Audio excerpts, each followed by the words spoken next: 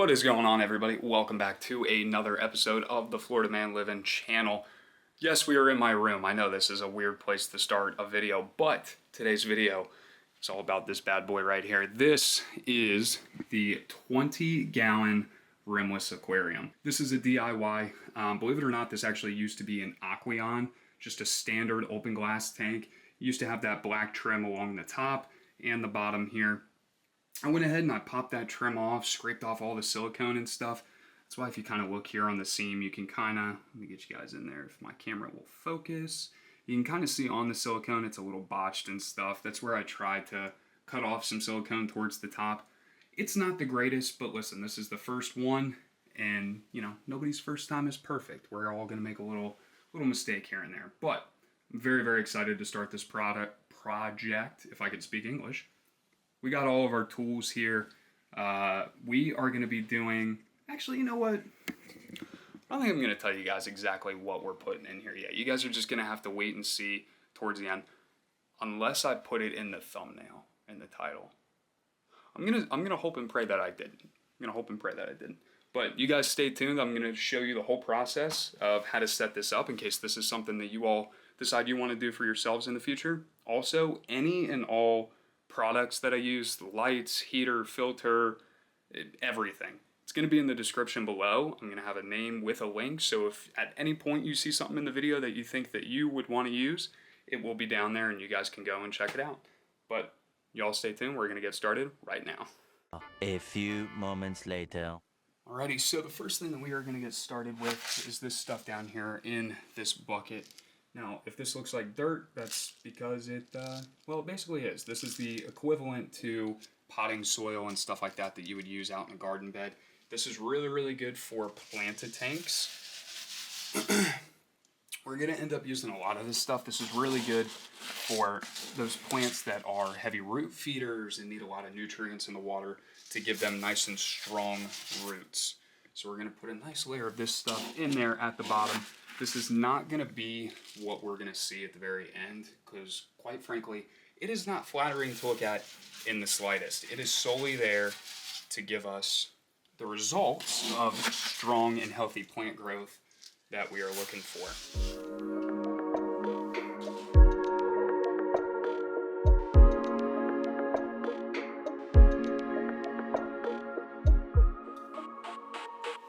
Now, what I'm doing now is I'm going in. Now that we have our aqua soil in there, is I'm trying to move as much of it as far back from this front section as possible. It's going to be really hard. But the reason I'm doing this is because later on when I cap this over with sand, like I said, you're not going to see this. This is solely here to help provide beneficial nutrients that the plants are going to need and the roots are going to need to be able to take hold extra fast. As soon as you put them into a new tank, it's going to make them healthier, stronger, grow faster, the whole nine. The reason I'm doing this is because when I cap it with sand, you're not going to see any of that. So it's going to look like it is all just sand that we have in there. It's going to be none of the aqua soil. It's an added little step that just, in my opinion, makes the whole process, the final product, rather look much, much better. So you do still have some in the front. It is very banked up in the back, though. That's going to give you a nice deep bed to plant into. And even some of your foreground plants and stuff that are going to be up front here, they will still get nutrients from this soil. So it's just an added little step. It's going to make everything look much nicer. Now we're going to grab the sand. We're going to cap all of this over, and then we will get started with our hardscape.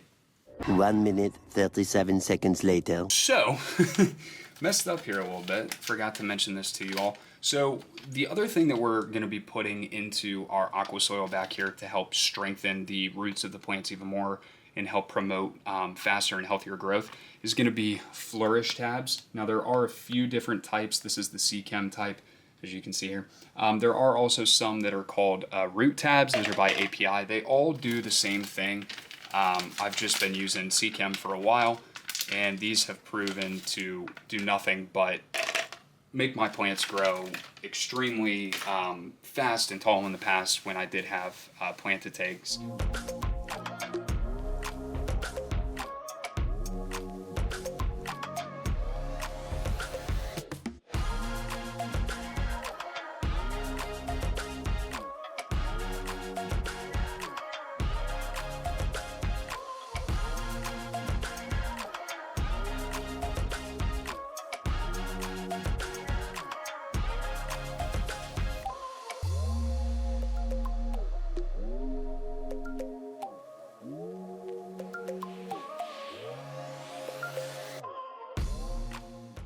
So, like I said, now we're going to move on to our hardscape. Now, I told you guys I have a pretty gnarly piece of wood.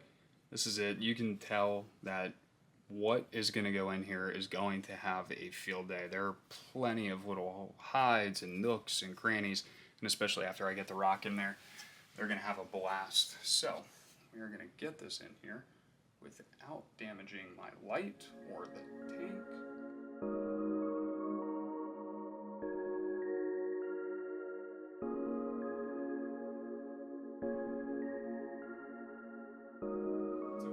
Nice piece of wood. I love the way it looks with the sand. It is beautiful.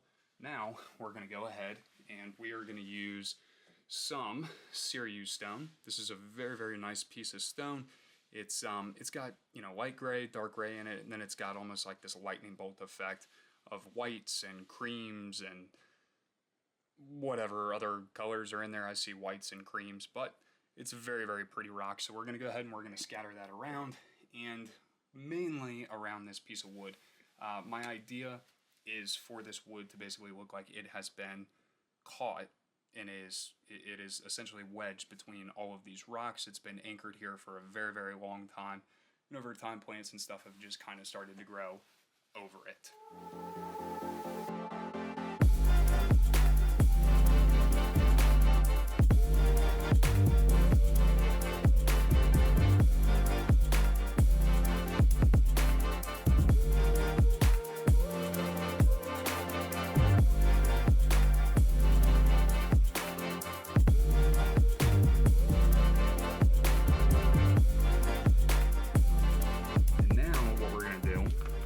Go through, or I'm going to go through, and this is decorative gravel. So just to kind of give the scape a little bit of a nicer look. Some would argue it's not natural, some would argue that it is. Basically what I'm going to do is I'm going to go ahead, I'm going to take just a little bit of this gravel. You guys can see it much better here. There are many different shades, shapes, sizes, all types of stuff. But what you're going to do is you're going to find a piece of your hardscape. We're going to take this rock over here, for example, and I like to hold it right up against it and just gradually let it go. And what that does is it makes it look much more natural, as if you have a bunch of rocks from the same area that have kind of been eroded over the years. They've been broken down, so you have your nice big piece, and then you have a bunch of smaller chunks.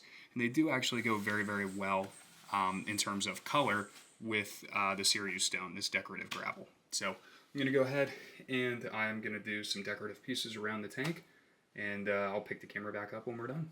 8:01 p.m. You can see what I did. I just kind of went ahead and ran my hand along the rock formations, how I think the rocks would fall, and then just literally let gravity do its job. You can see that I just, like I said, I just basically followed the trail of the rocks.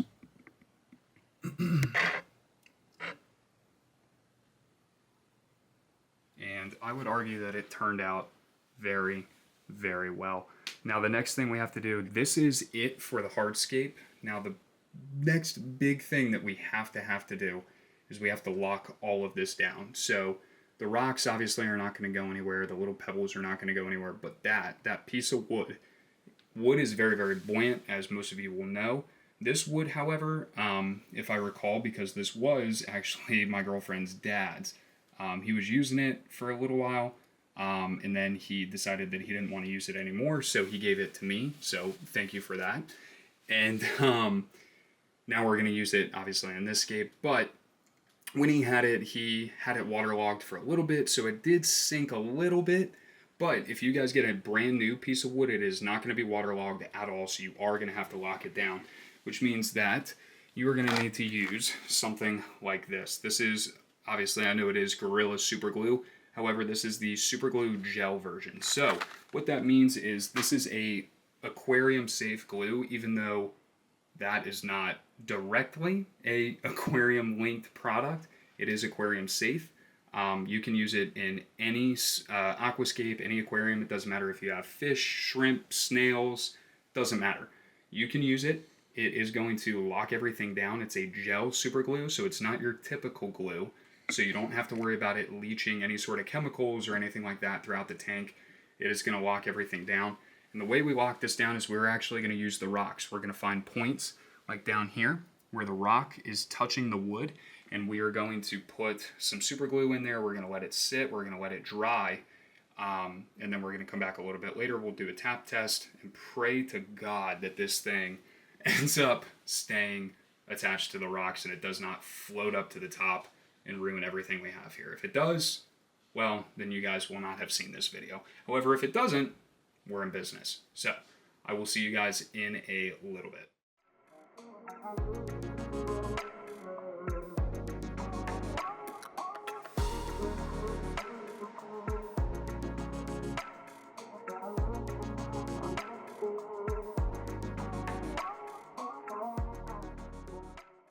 Tomorrow. Welcome back, folks. It is now the next day. So we ended up running out of time yesterday. The fish store that we're on our way to now, we were going to go to yesterday to pick out some of the plants and see if they had that mystery fish I was telling you guys about earlier. We were on our way there today. We are going to finish off the tank. We're going to get all of our plants. We're going to get those in, and we are going to see if we can't also stock the tank today. If we can't, it's not the end of the world. It just gives the tank an extra chance to cycle. So we will pick the camera up when we get to the fish store. Later. So we made it to the fish store. We are here at Badfish, Florida, located in Riviera Beach, Florida. This is a phenomenal aquarium shop. Tons of plant variety to choose from, tons of fish variety to choose from.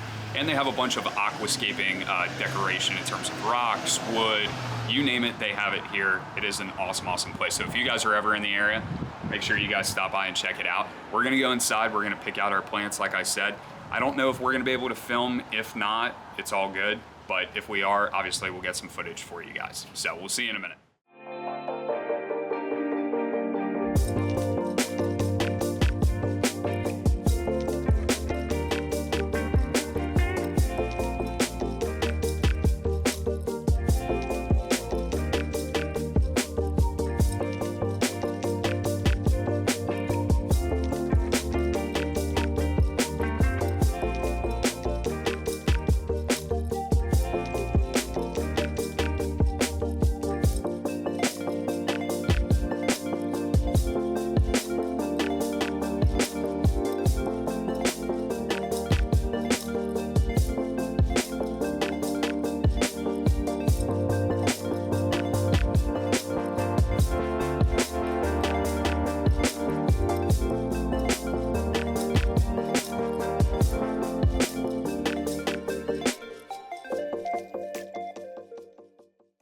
We are now back home after stopping by Alexa.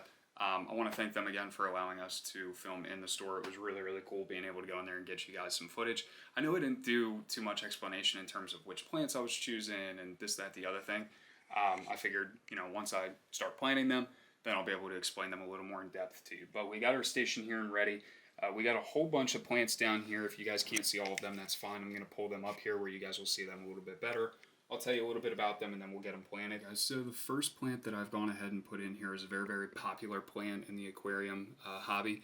This is called Anubias. I believe it is Barturi. I am unaware. And honestly, I could not pronounce. There's many different types of Anubias, and I cannot pronounce all of the different species names or memorize them to save my life.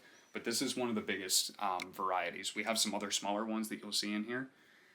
This is a very, I cannot stress this enough. It is a awesome plant to have in any aquascape. It is a great beginner plant, so if you've never had live plants in any aquarium before, this is one of the ones that I will almost always recommend to people. It is extremely hard to kill, but it is extremely easy to take care of. It is literally just that. You pop it in there, and what I did is I didn't have to, fix it with glue or even fishing line. I literally just found a gap in the wood and shoved that in there, and it worked out perfectly. This is a very popular plant in this hobby. It's very hard to kill. It's very beginner friendly and easy to take care of, which is why I tend to use it anytime that I do aquascapes and stuff. This is always something that I would recommend. Like I said, later on in the video, you guys will see we have some smaller varieties, some of the petites and the bonsais. Those two I do remember. But those will be good too because it's the same species of plant or it's the same type of plant, but you're getting different colors, different sizes, and different textures. And that type of thing in an aquarium scape like this, or in an aquascape, when you have the same plant but it comes in different sizes, shapes, colors, things like that, it can have a really big impact on the on the final product of your aquarium. So I'm gonna stop talking and I'm gonna keep planting. Stay tuned.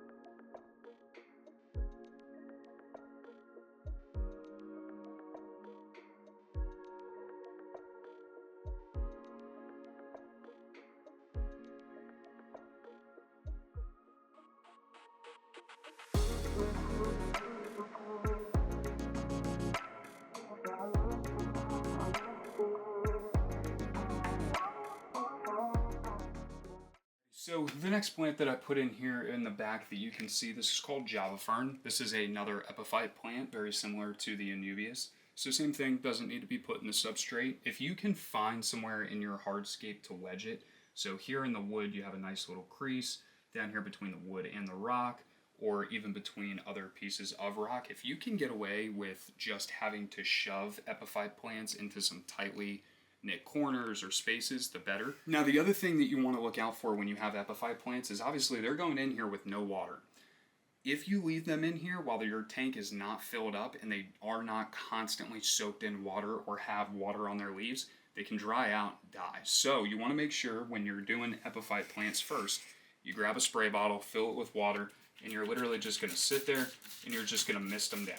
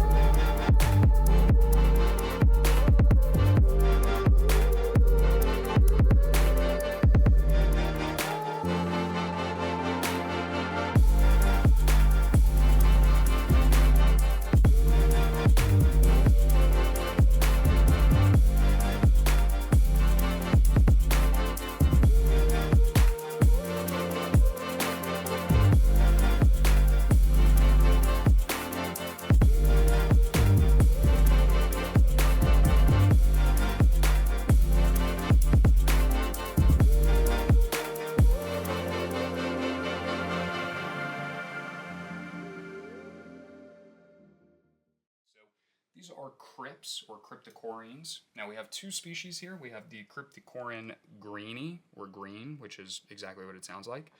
This is a plant that is going to send out runners. So you're going to place this one plant, and then it's actually going to send out little runners that shoot out and go up. They just start growing up all over your tank. So we have the green version, and we have this very pretty red version here. Doesn't look too red now. They've been out from, they haven't been under proper aquarium light. This is a full spectrum light though, so those colors in the reds should start to come back here in the next few days. Once I do some nice fertilizing of the water, they should start to get a lot more red.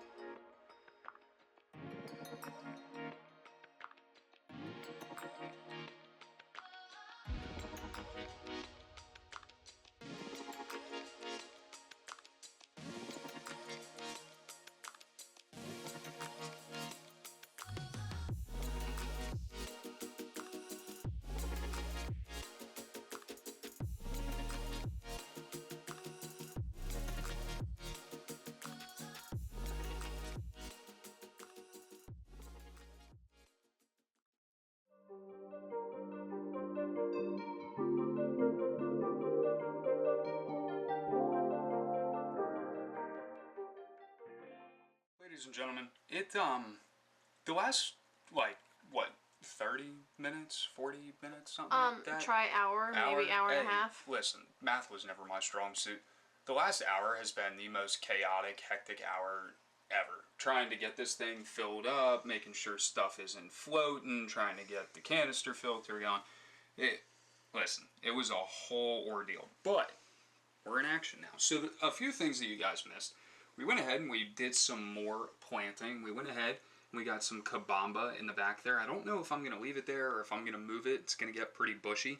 And it's right next to the intake pipe, which I don't see ending well. But we'll see what happens. If it thrives there, awesome. If it doesn't, we'll move it.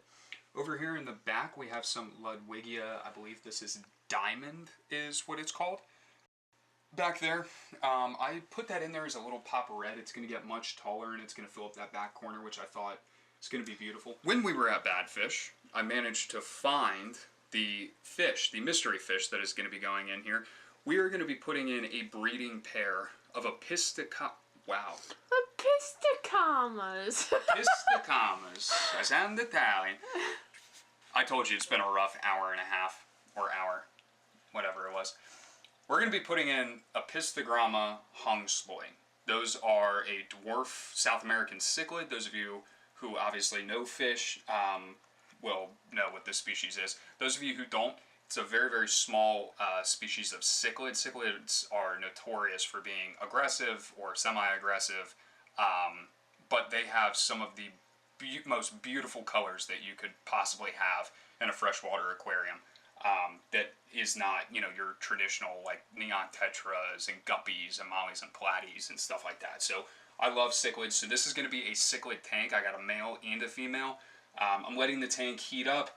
I just went ahead and dosed it with, if I could find it, some neutral regulator. This is going to make sure that the pH of the water is a perfect neutral 7.0.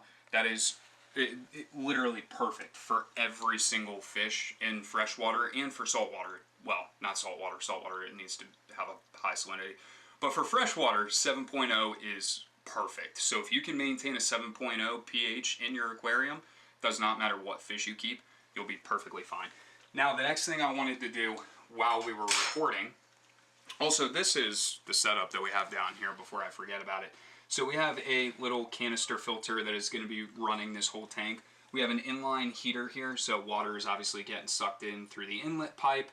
It's going to roll through, it's going to go through 3 or 4 stages of filter media, and then as it's getting pumped out, it's going to pass through a heater, and the hot water is going to be returned through here. The reason I did a inline heater, something that is tucked away and that you can't see, instead of a heater that you put inside the tank, is, well, because you don't see it. Because the less that you have going on in the tank, the better in terms of equipment and unsightly things. So the lily pipes, you have to have those. There's no way around that. But that is ultimately all that you really need to worry about having.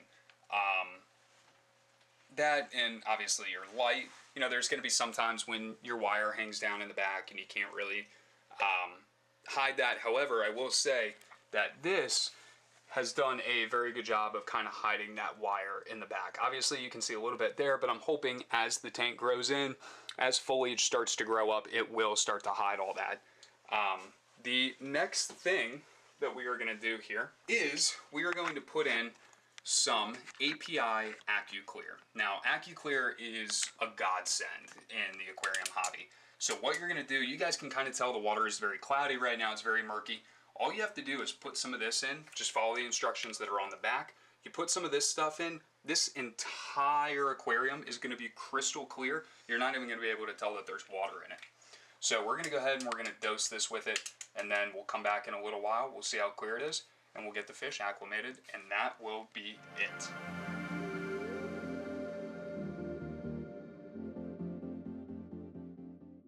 Ladies and gentlemen, it has been about 30-ish minutes, 30, 45 minutes, and like I said, the tank is basically crystal clear. It is much, much better than how it originally looked, with all of the sort of haziness to it, all the debris and stuff kicked up in the water column.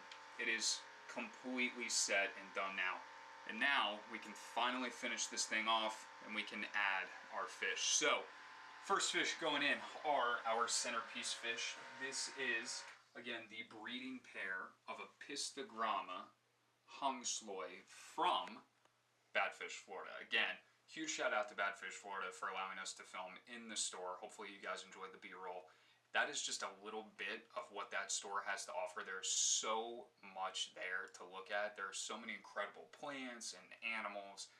If you guys are ever in the area, please check them out. They have phenomenal staff, super knowledgeable, super nice, great place to go. If you guys are in the need of some aquarium plants, animals, hardscape, equipment, doesn't matter, make sure you guys go check them out. First fish going in the tank.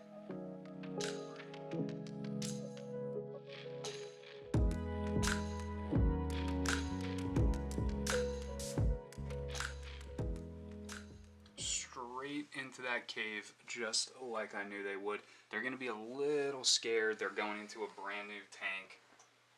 Their colors are also not going to be the greatest. We're going to leave them in here. We're going to let them explore for a little bit. And then eventually, once they kind of color up, they get to know their surroundings and stuff. We'll pick the camera back up. We'll do some final B-roll shots of the entire scape. You guys can take a nice, in-depth, detailed look at everything. And hopefully by then, those guys should have colored up a little bit more and they'll be out moving around. But they are not the only fish that we're adding in. We are also going to be adding in, as of right now, 2 neon blue Stiphodon gobies. Now these guys are really, really cool. Usually gobies are only found in saltwater. There's a very select few that can be found in freshwater. You do also have to be careful because some of these, like, quote-unquote freshwater gobies actually need brackish water. Brackish water tanks are very, very cool, but they are a whole nother beast, a whole nother animal. So you don't really want to go for those type of gobies. You want to go for your strict, only freshwater gobies, which is exactly what these guys are. They're really, really cool. They're a schooling animal, and they don't really swim around. I mean, they will, but they mainly like to bounce around along the substrate, along the hardscape, stuff like that. And these guys are young and they're small, so they're not really full of color, but as they get older, as they mature, and then as you can kind of sex them and tell male from female, you'll be able to see that they get this nice bright blue stripe that goes down the whole side of their body. It looks really, really cool. But we're going to get them in the tank as well.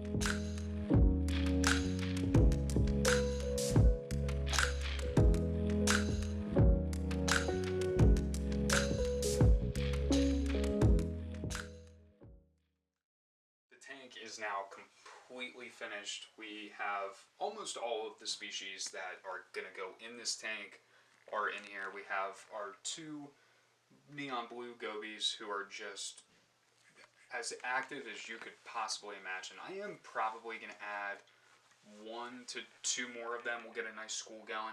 And then our Pistogrammas are in here. I don't see them yet. I see the male over here on the right. He's coming up. I don't know where the female is, though. She may be back in the cave, which is fine. These are brand new fish that were just introduced to a brand new home. So I'm going to turn this light off. I'm going to let them rest, kind of figure out where everything is, and explore at their leisure. But I wanted to thank you all again for clicking on this video and being with me along this process. I know things have kind of been a little choppy with this video, and with most videos for that matter on this channel. I want to thank you guys for bearing with me and dealing with all of the little hiccups, things I may forget to film, forget to add, forget to talk about. But nevertheless, I appreciate you guys clicking on the video, checking it out, leaving a like. If this is your first time being on this channel or seeing this channel, watching one of my videos, make sure you guys hit that subscribe button so that you guys can always stay up to date on when I post new videos. And with that being said, I hope you guys enjoyed this build as much as I did, and be on the lookout for the next video. I will see you all in the next one. Peace.